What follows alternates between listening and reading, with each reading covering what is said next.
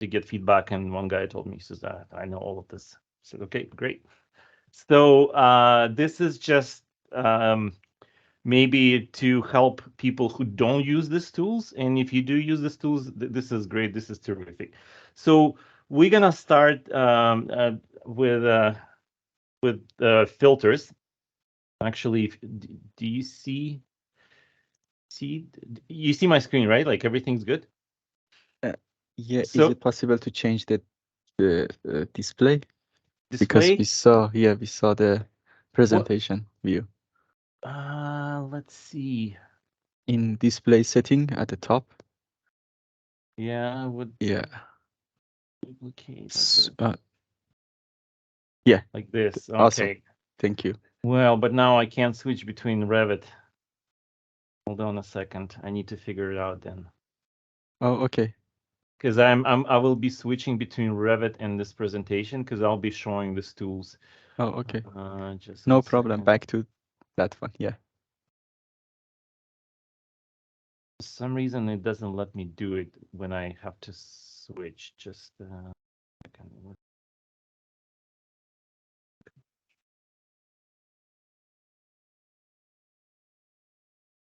Anyways, let's go like this. I think it should be okay. If I didn't have to switch, I would go like full slideshow mode, but unfortunately, like this, it doesn't let me. Okay, so we have we're going to talk about six kind of tools that I find that people maybe don't know how to use at Reinbold, or maybe they know and they never used it, just because they're not really familiar with it. So we're going to talk about these tools, and the first two rules are like filters. One is a rules-based filter, and second one is selection filter. Where rules-based filters are used quite often by Reinbold users. Selection filters, it appears to me that a lot of people they don't use them. Maybe they don't know, but we're going to talk about it. And then we're going to talk about scope boxes. Then we'll talk about view template settings and the importance of the check mark next to setting. Also, we're gonna quickly talk about revisions in Revit, and this is kind of the most important part of this, is BIM 360 publishing.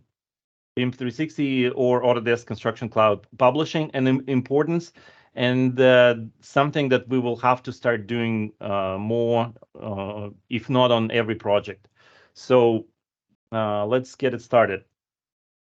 So rules-based filters, my recommended shortcut for it is FIL, F-I-L. So switching to Revit, as you guys know, shortcuts, I don't know if many of you like use shortcuts, but in BIM world, one very experienced BIM manager told me 8 years ago, and I kind of remember, if you don't use like 10 shortcuts, you're not an efficient Revit user.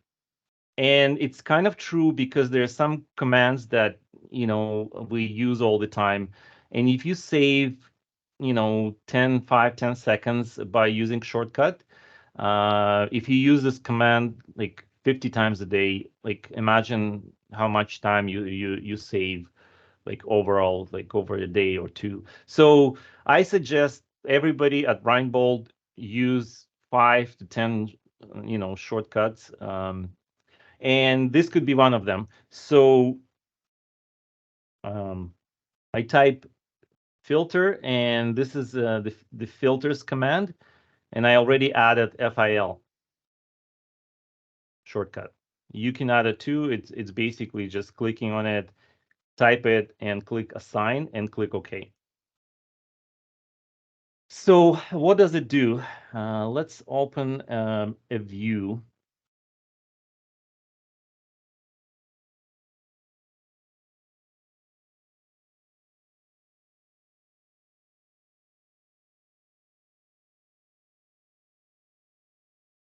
I wonder if I will open the plumbing instead. There is a plumbing, maybe not. So anyways, what does it do? It actually allows you to select certain elements based on a rule that can either hide multiple objects based on a rule, or can change the appearance in a view. So imagine I'm working in this view, and for example, I need to do something like maybe highlight a certain type of pipe. So I go FIL, and it brings this window. And I guess as an alternative, you can also go View and click this button, Filter. And as you can see, there's like FIL shortcut showing. So same thing, you click on that, and in this view, or in this window, you see three kind of windows inside. One is the filters themselves, and then these are the categories that you can select, and these are the rules. So let's do a quick rule based filter. Let's start a new filter and call it, for example, all pipe 4-inch size. So this is the name, and then in here we're gonna select the categories that we want to be part of this filter. So pipes and pipe fittings. And then this is the actual rule section where you can apply rule. You can apply one rule, but you can also apply multiple rules. And as you can see, there are two options. All rules must be true, or any rule might be true. So it gives you flexibility. It's kind of like in programming. You can select either this or that, or you can say this and that as a rule, and it will apply. So in this case, I will just use a simple single rule. So we selected pipe fittings and pipes, and I'm gonna check what is available for parameters to use in this case. So Revit is smart, so it sees like pipe fitting pipes, and it scans the parameters, and when you find like common parameters, it will give you, these are the options that you can get. So I select size, and these are actually rules that you can select. Equals, does not equal, is greater. You can study this, but it gives you a lot of options. In a simple one, I would go equals, and I will use 4-inch as a size. So click OK. So I created the filter. Now I need to bring it into the view. So I go VV, and now I go to this filter section, and I need to bring it into this view. So this filter is right here. It's enabled, and visibility is turned on. So if I turn it off, see what happens. It will try to find what's based on this rule and hide the thing. But look at this. So the pipe was hidden, but the fitting was not. So we need to identify why. This fitting, I click on it, and I see that the size is not 4-inch, but it has a dual size, 4-inch and 4-inch. It's because it has two connectors. So I can go back to FIL and look at the filter again. So it says all rules must be true. Selected equals 4-inch. And I'm going to add another rule and say any rule might be true. And I will say the size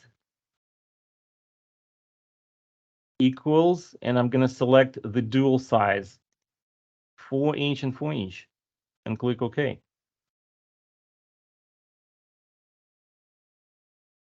And it disappeared. So now it satisfied the filter, and it hit it. So another thing you can do is sometimes you want to change the appearance, not hide it.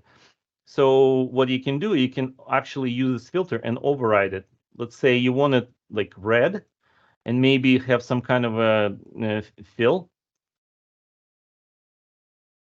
Maybe solid fill, and make it all red inside. So that stands out to you, so you can easily see what's going on. And now you see everything that is 4-inch in size is all red. Clearly, it's easy to see. These what the rules-based filters are used for. Like very powerful tool. And obviously, as you can see, there's 1,000 of different variations what you can do based on categories, based on the parameters. So very powerful tool, and it should be used when you can, especially for coordination views. Any questions about these rules? Actually, in this presentation, that I give some kind of a snippets, so you can see. That's exactly what I did. I gave it a name, selected categories, and created the rules. Okay, moving on to selection filters. Selection filter. Actually, selection filter use three commands. One is save selection. I use SAS, LOS, and EDS for all of this. Load selection, LOS, edit selection. So this is used with these three tools, and I'm going to explain why. So maybe I should try with the duct. So sometimes you want to kind of identify certain things, let's say in a room, or it could be something else. But imagine like you're working in a room and you want to highlight something in certain rooms. So what you can do, you can actually select multiple components, like I did right here. And so once I selected these components, as you can see, there's 13 components, and in the filter you will see I selected duct fittings, some ducts, and mechanical equipment. Once you do that, you will see that under this tab, these tools become available: save and edit. So I'm going to go save and call it ILA2, because this is the items that live in this area, ILA2. So I can call it like that and save it. So I saved it. This became a selection filter. Now, if I go to filters, right now at the bottom, you have the selection filters, and it will start populating them. Let me create another filter. For example, this. And again, I can go save and call it ILA1 unit, for example. So this selection filter now allows me to be utilized in the view. I can go into filters and click add, and bring both filters inside. And now I can manipulate the appearance for each selection filter. Like, for example, I want this unit to be green.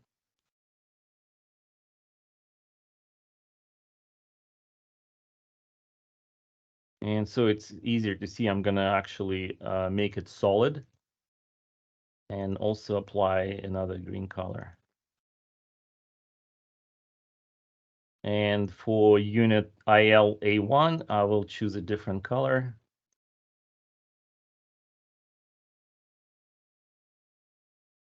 Maybe blue or bright blue. Okay. Solid.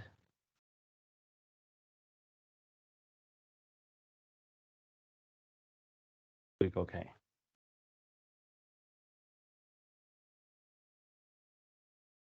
Now, this is a glitch in Revit 2023. Sometimes it doesn't turn on right away. You actually have to. I noticed it only with Revit 2023. So you have to turn it off and turn it back on. I don't know why it does that. So as you can see now, it filters based on the selection filter, and I can, change the appearance of it, or I can turn it off. Let's say I want to only keep, unit A2, so I'm going to turn off A1. Again, this is very powerful tool for coordination views, for working views, for personal views. If you need to see something, this is super powerful and should be utilized more. And one more thing I wanted to show you, it's really easy to edit the selection filters. So as I showed you, the shortcut, we have save selection, SAS, load selection. So I can always load selection. I go LOS, and I can select, let's say, this unit. Click OK, and it highlights it right away. So I loaded it. Or I can edit it. I go EDS, and it gives me this window. So I select it, and I click Edit, and it has this window that says you can add to the selection or remove from the selection. So let's say I want to remove something from the selection, like this piece of duct. Click Finish. Click OK. So now this piece of duct is selected from this selection filter. Very, very powerful tool. Again, very often at Reinbold, people use the work sets to kind of do that. And with the selection filter, it's so much easier, so much quicker.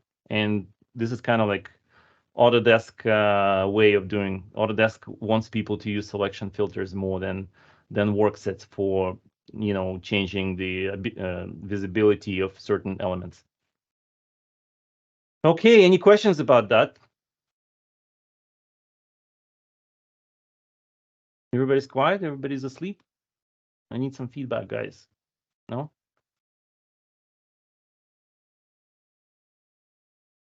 Okay, so let's move to scope boxes. So scope boxes.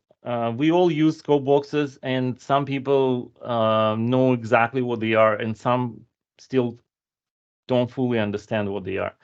So scope boxes, it's very simple. It's a 3D box that if you apply to any view, it will not show elements that are outside of this view. So let's do an example here.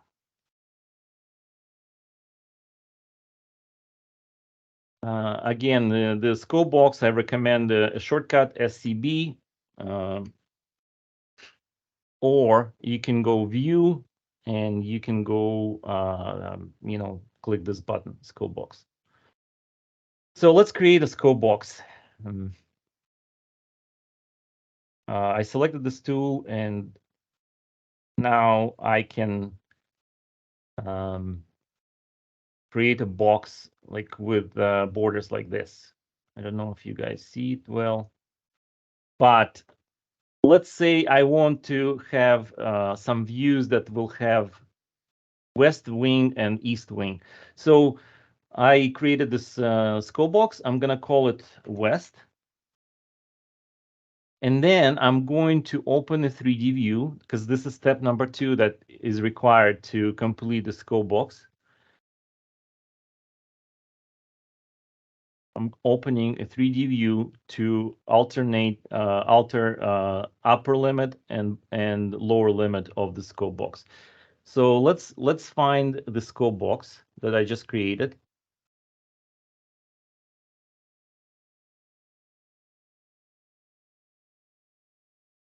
Almost like I have to go back to this view, select it.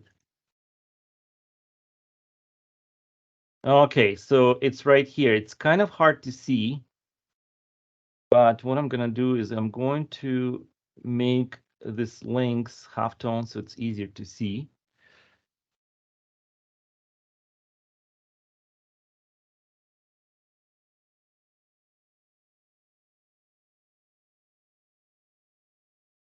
Okay, no, that's not the right scope box.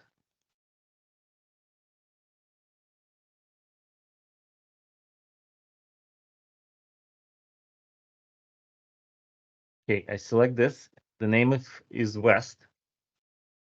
And as you can see right now, it's highlighted in 3D view, and we need to adjust upper and bottom limits of this scope box. So I want it to be above the building and the lower limit to be below the building. So that way everything is included. Perfect. So I created the west. Now I can actually duplicate or copy this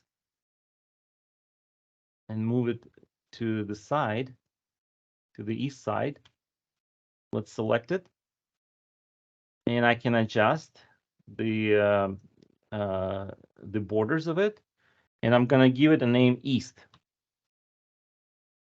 Okay, so the thing that sucks about scope boxes is it's hard to see. And now I can use a selection filter that I just showed you, and I'm gonna do something really good. So I'm gonna go save, and I will call it scope boxes. So I created a filter called scope boxes, and now in this view, I'm gonna go VV and bring this filter scope boxes.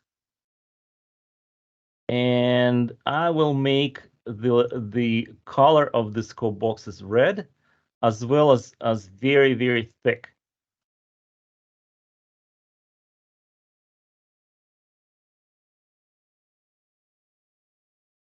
And when I have thin lines turned on, look at this. So now in this view, it's so easy to adjust them. Like I want to adjust the borders, it's so easy to see. Let's make it very tight, very tight. Imagine I want to apply that scope box to this 3D view.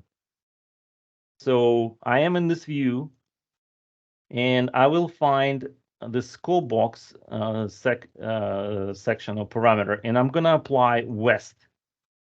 See what's going to happen.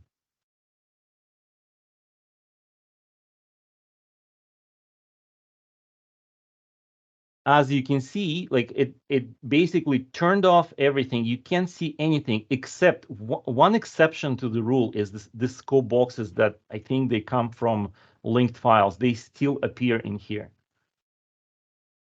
But everything else is basically, not showing outside of the scope box. Same thing, it can be applied to any view, floor plan view, can be applied to section, anything. So this is an example. I'm going to go and apply scope box to this view, let's say east. And it basically cuts off everything that is outside of the scope box. And again, I can actually, adjust it, or I can create a copy of it. Imagine I create a copy. And then I'm going to go EDS, which is edit selection filter, edit, add selection. I'm going to add this scope box, finish. So it becomes part of the filter, so it's easy to see.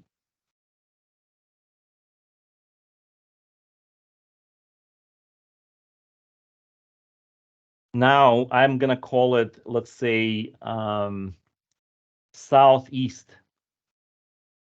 And I'm going to basically change the borders of this to only include southeast corner of this building.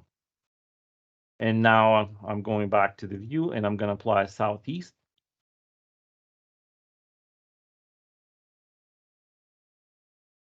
Instead of east, it will be only southeast.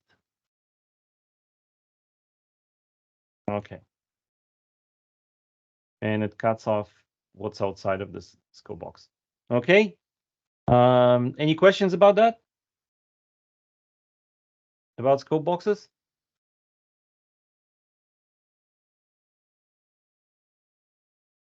No. So we got like 26 people, no questions. That's wonderful. Like everybody knows everything. Okay, next. In here, basically, I show the same things I showed to you. You can always go back to to this presentation. It will be posted in this chat. Also, it's recorded, and I'm gonna place recording on YouTube. Okay, we're gonna talk about revisions in Revit. So, the shortcut, I recommend REV.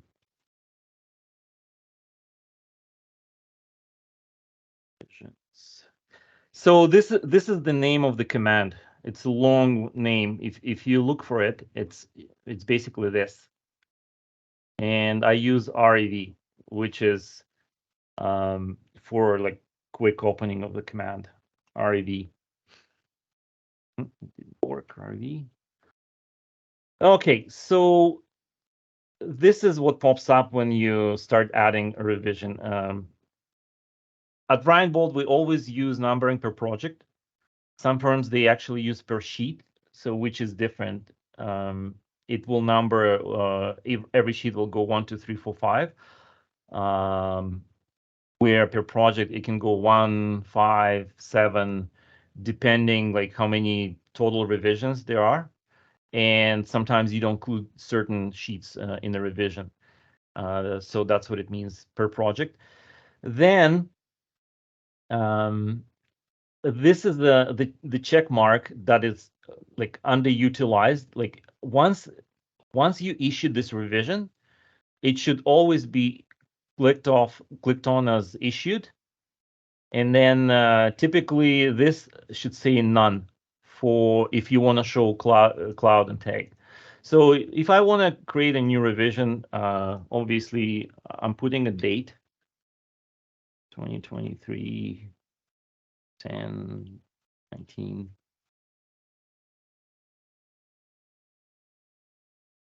Issued for 100% PD. In this case, I'm gonna click issued for the previous revision, assuming that everything went out to the client and we don't need to do anything with this revision. Click none because we don't want any clouds and tags from this revision to appear on our drawings. Click apply and okay. That's it. We created a revision. And now, like a great thing with Revit 2023, many people don't know it because before 2023, you actually had to do it one by one. So you select one sheet and then you go and select revision here. Starting from 2023, you are allowed to select multiple sheets and go to properties and select edit and apply that revision to multiple sheets. This is time saver for those who don't use any add-ons for managing this. Yeah, that's basically it for revisions. Very simple, but a lot of people kind of like didn't know what to do about them. That's why I wanted to talk about revisions. Okay, and now we're gonna talk about something that is very important, BIM 360 publishing. We started doing it on many projects now, and I actually created a video that I posted on our YouTube channel. We have a YouTube channel. I'm going to share this link to view. This video has actually subtitles. So I will post it in the chat.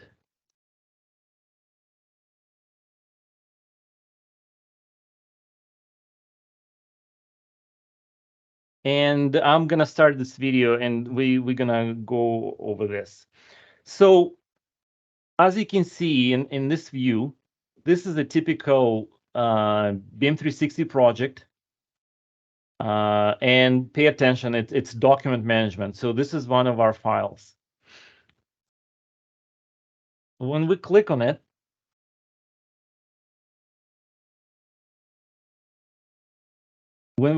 it actually gives you this on the left hand side. It gives you by default the first thing that's called sheet and views. And in there, you will see that 3D, there's something on the 3D view. Like if you click on the 3D view, and when you click on 2D, there's no items. There's nothing in it.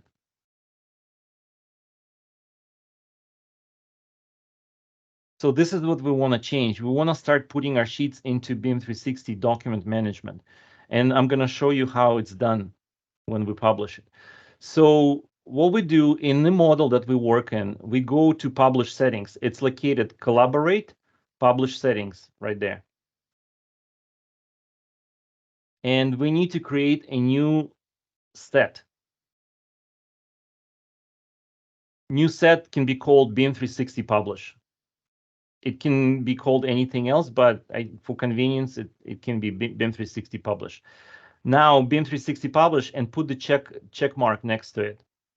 That makes it default publish set for this model.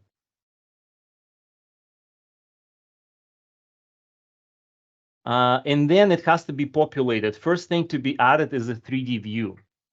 So I suggest everyone creates at least 1 or 2 3D views for the publishing. That would be like nicely seen as a 3D view. So here I'm showing in this video that I'm reviewing like what 3D views are available. And as you can see, I selected 3D view called 3D.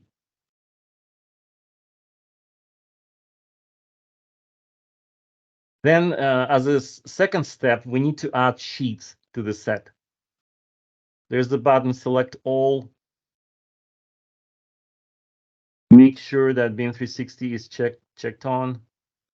Verify that you included all of the sheets and views that you wanted.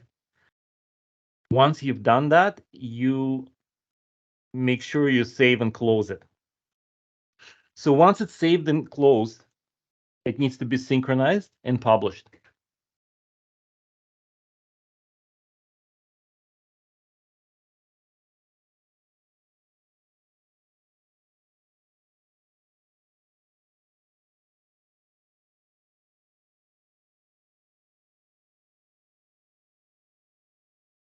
As you can see, it's almost synchronized.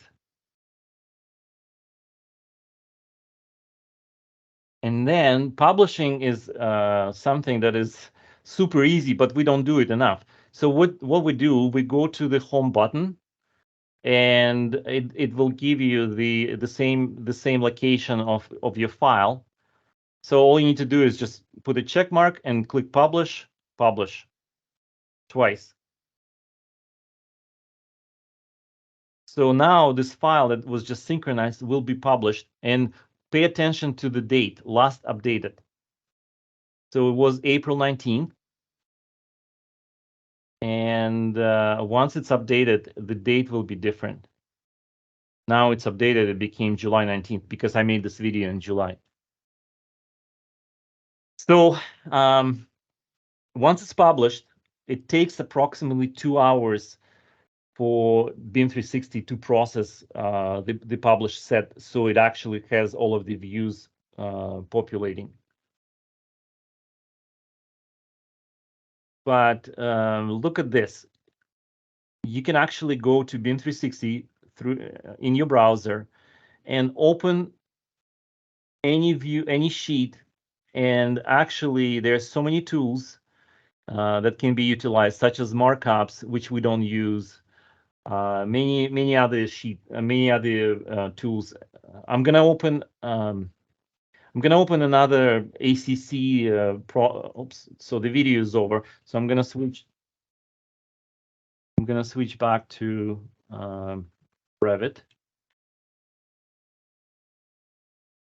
And actually, I will go to ACC login, and I'm gonna show you this project.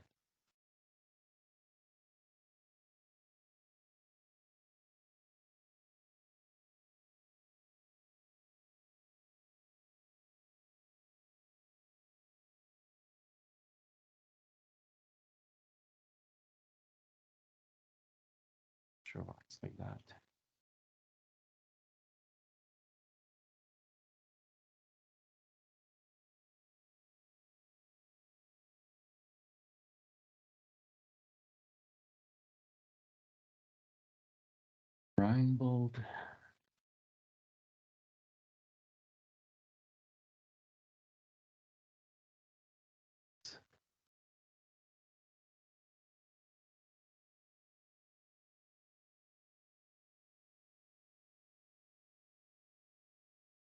So this particular project sitting in G47 seniors. Sorry, I was using somebody's project.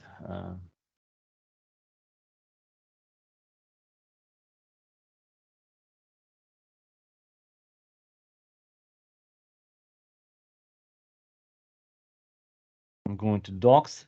Docs is the same thing as document management. It's just because it's Autodesk Construction Cloud, it has a different interface. Mechanical. I'm gonna go into this file. This is what it looks like after it was published 5 times. First of all, a cool thing is when you click on this against the file version, it gives you breakdown when the model was published. So there are the dates. I suggest every project is published at least every Friday. So once you publish every Friday with the settings, with all of the sheets, you go in there and you can select a sheet. See, this is 2D views, which is sheets, and 3D. And imagine you go into M204 sheet right now. Very powerful tool for project managers. And you want to compare it like with what was happening maybe like 2 revisions before that. See, I selected the same sheet, but with the version 3. So and click compare. It will run the comparison tool, and it will give me, hey, this is what changed from one revision to another. So it highlights what was removed and what was added. So what it means that removed was deleted, and green was a new basically elements. So they will either copy of this, but it gives you breakdown. It's very powerful tool for project managers that use it to see how much work is done. They go and select various revision dates, and they see, oh, in the last 2 weeks, this is what was done. Like very powerful stuff. And there's many other tools, like just to show you one of the tools. So for example, you open 3D view, and you can actually create a section. And see, this is so powerful. You can actually drag it and see, oh, what's going on this level, and navigate. Oh, okay, there's nothing. There's no furniture. You can quickly see what's happening in the model. Yeah, and this is the tool that we want to start utilizing more.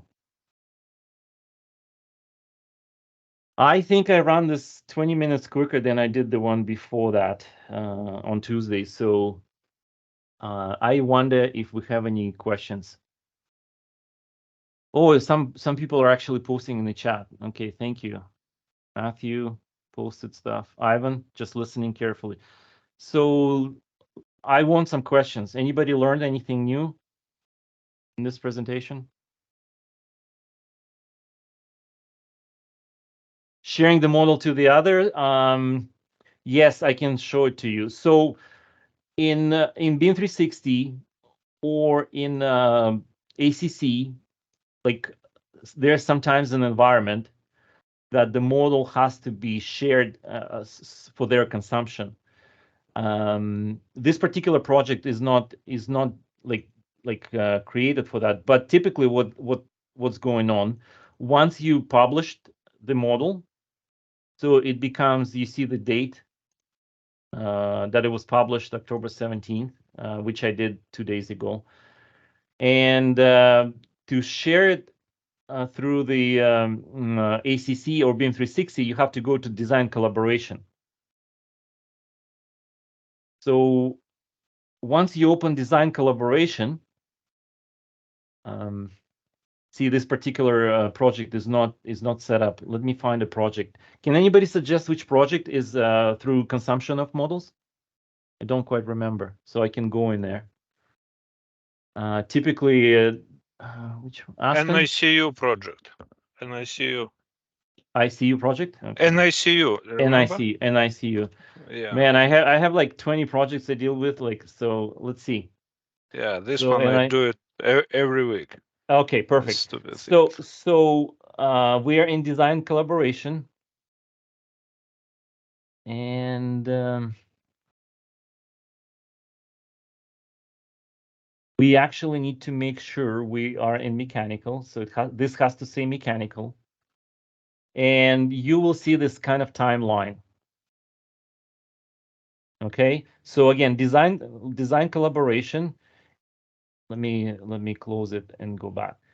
This 3 dots and this check mark, always press it. So you will see all of the disciplines that are participating. Make sure you're in mechanical, because sometimes you can accidentally click to architectural. You will not be working in the proper one. So always make sure you're in your own mechanical.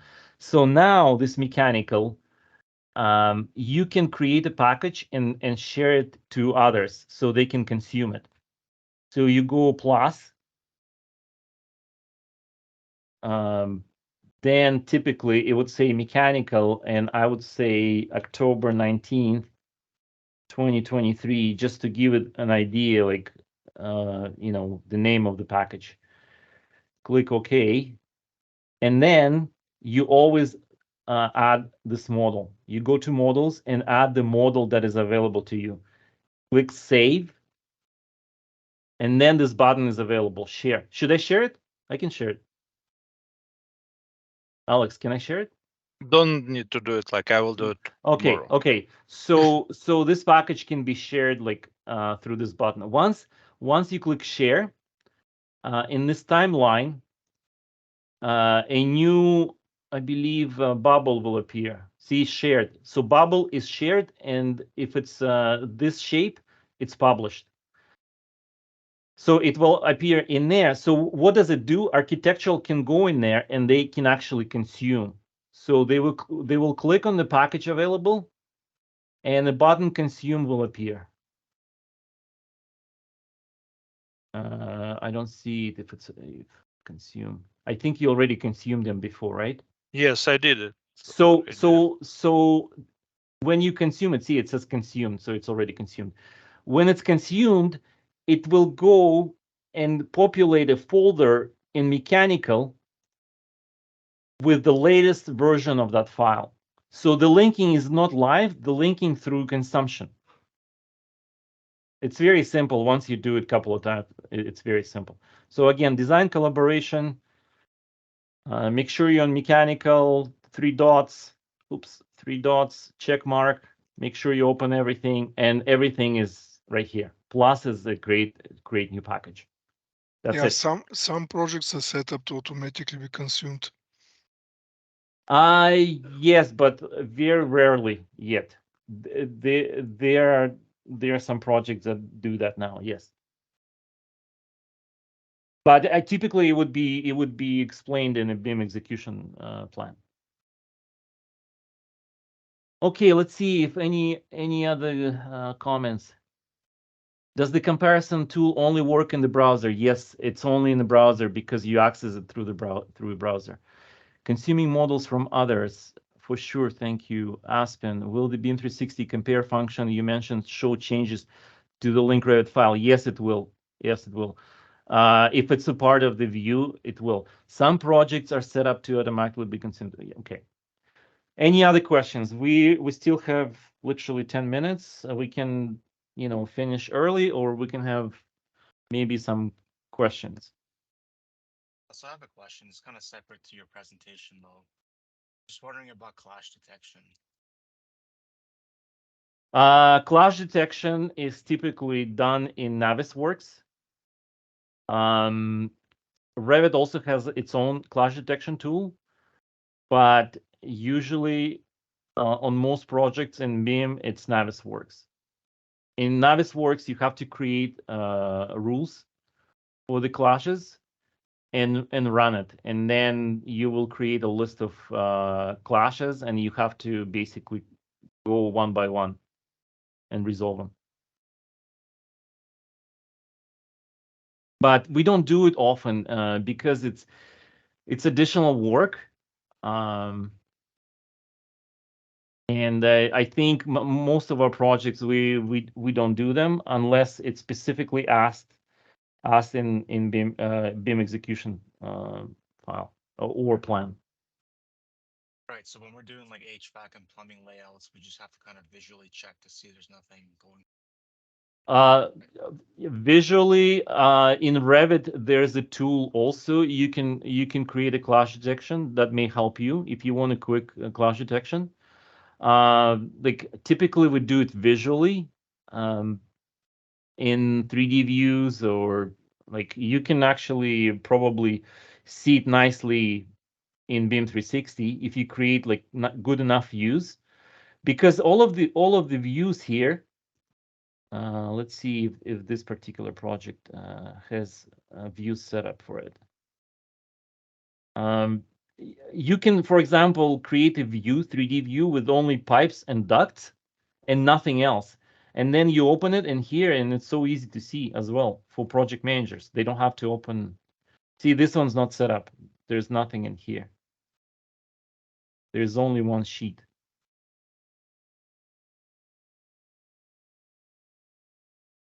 Let's see how much work was done. We can compare it. No, I'm not going to do it.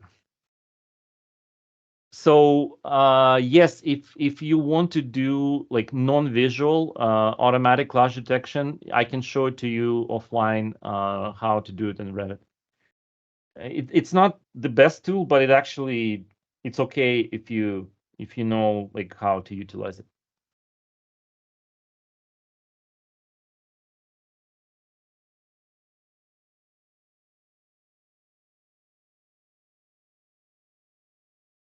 Can you guys hear me? I think I lost my mic. Yep. Okay, so I think we have no more questions. Some projects, okay, nothing else in here. I guess we're done, eh? Okay, well, thank you so much for joining. Thank you, Russ. Thank you very much. Bye. Thank you. If you have any comment that you don't want to share here, like text me directly. I would love to hear if you learned anything or didn't. Okay. Bye. Thanks, Ross. Appreciate it. Thanks a lot, Russ. Thanks, Bye. Russ. Thanks. Thank you.